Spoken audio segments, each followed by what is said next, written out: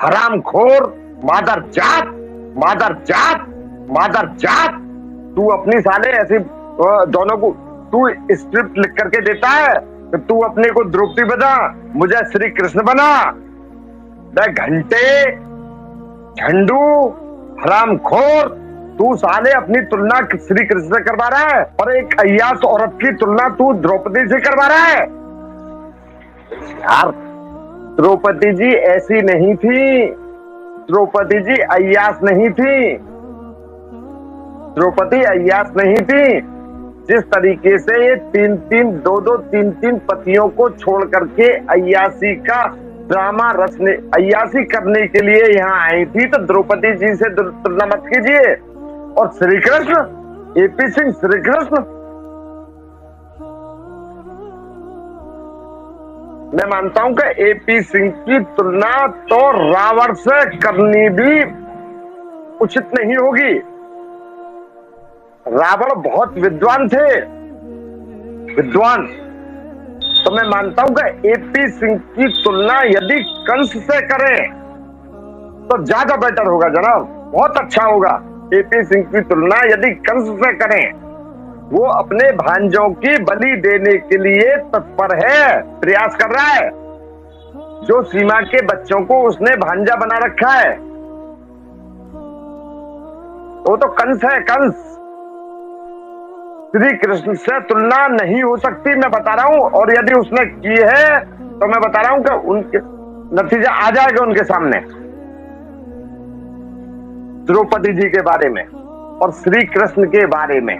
जो दोनों कह रहे हैं ना बहन भाई, उनका वृतांत तो उनसे पूछ लीजिए ना, द्रौपदी कौन थी। जो श्री कृष्ण ने द्रौपदी को बहन बनाया था और जो बहन सीमा गुलाम हैदर बनना चाहती है, उनसे पूछिए कि द्रौपदी कौन थी। और उस देखिए, आप रोक देते हो, वरना मैं अभी कुछ कहता नहीं, आपकी वजह से चुप हूं मैं, आपकी वजह से मैं थोड़ा चुप हो जाता हूं, वरना मैं अभी देता द्रौपदी और श्री कृष्ण का जवाब। मैं इन दोनों को बखूबी देता, मैं कौन द्रौपदी है और कौन श्री कृष्ण है। द्रौपदी अपने पति को छोड़ करके नहीं आई थी, अय्यासी करने के लिए नहीं आई थी, अपना मजा लेने के लिए नहीं आई थी द्रौपदी। मजा लेने के लिए, समझ गए होगे ना, मजा लेने के लिए नहीं आई थी द्रौपदी। और श्री कृष्ण ने उनकी अय्यासी की तो कोई बात ही नहीं कही। श्री कृष्ण की बहन अय्यास हो नहीं सकती। तो ये तो साले कुत्ते, हरामखोर, मादर जात, तू अपनी साले ऐसी दोनों को तू स्क्रिप्ट लिख करके देता है तो तू अपने को द्रौपदी बना, मुझे श्री कृष्ण बना। घंटे, झंडू, हरामखोर, तू साले अपनी तुलना श्री कृष्ण से करवा रहा है और एक अय्यास औरत की तुलना तू द्रौपदी से करवा रहा है। साहिब जी, मैंने आपसे कल भी कहा था और आज भी कह रहा हूं, गुलाम हैदर को उसके बच्चे भी मिलेंगे और उसकी पत्नी भी मिलेगी। आज सीएए के कानून के तहत भारत के 300 व्यक्तियों, मतलब भारत में रह रहे 300 व्यक्तियों को नागरिकता मिल चुकी है। इसको साहिब जी कतई नहीं मिलेगी, जन्म जिंदगी कतई नहीं मिलेगी। मैं बता रहा हूं आपको। मैं इनके जो भैया जी है ना श्री कृष्ण, जो अपने आप को श्री कृष्ण कह रहे हैं, वो भी इनको नागरिकता नहीं दिलवा सकते। मैं बता रहा हूं आपको। मैं मानता हूं साहिब जी कि वो भारत के कानून को जानते ही नहीं है, उन्होंने सीएए पढ़ा ही नहीं है, जो अपनी बहन जी को, कथित बहन जी को नागरिकता दिलवाने के लिए प्रयास कर रहे हैं। बिल्कुल नहीं मिलेगी साहिब जी। सीमा के करतूत यदि अच्छे होंगे तो एपी सिंह के लिए होंगे, हमारे देश के लिए, हमारी जो सामाजिक संस्कृति है उसके लिए अच्छे नहीं है। एपी सिंह अय्यास व्यक्ति है, मैं मानता हूँ सीमा भी अय्यास है, तो उन दोनों का मेल खा रहा है तो अपने घर में रखिए ना। मैं एपी सिंह से कहना चाहूँ, सीमा को अपने घर ले जाओ। अभी इनको एंजॉय कर रहे हैं, जो एपी सिंह है, इनके जो कथित भाई हैं वो भी एंजॉय कर रहे हैं। मजा ले रहे हैं, पैसे कमा रहे हैं, यूट्यूब चैनल के माध्यम से पैसे कमा रहे हैं। और ये आप में जो गुलाम हैदर की जो पत्नी है वो भी कमा रही है पैसे। अभी मजा लेने दीजिए, रुकिए कुछ समय रुकिए बस आप।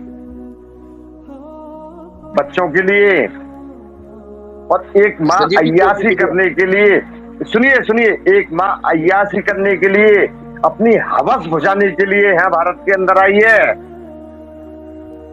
और अपनी हवस का शिकार अपने बच्चों को ही बना रही है। तो शायद जी सारे जज साहिबान जानते हैं भविष्य बच्चों का कहाँ है, उनकी माँ कैसी है, उनका बाप कैसा है। गुलाम हैदर अपने बच्चों का लालन पालन, उनका भरण पोषण, उनकी उनके भरण पोषण के लिए, उनके लिए पढ़ाई लिखाई के लिए, कमाने के लिए सऊदी अरब गए थे। चाहे वो साल रहे हो, चाहे 2 साल रहे हो।